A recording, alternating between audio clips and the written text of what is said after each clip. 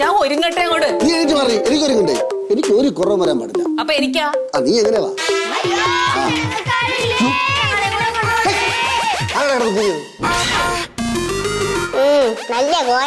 എന്തിനാ കിടന്ന് നിലവിളിക്കുന്നത്?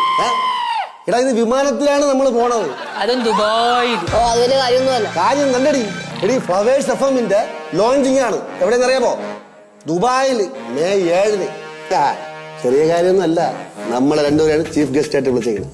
വേണമെങ്കിൽ ഞാനും കൂടി വരാറുണ്ട്. വേണ്ടേ, നീ ഇവിടെ കിടന്ന് ഉരുണ്ടാ മതിയടെ. ഫ്ലവേഴ്സ് എഫ്എമ്മിന്റെ 94.7. അത് തന്നെ കറക്റ്റ്. ഇതിലോ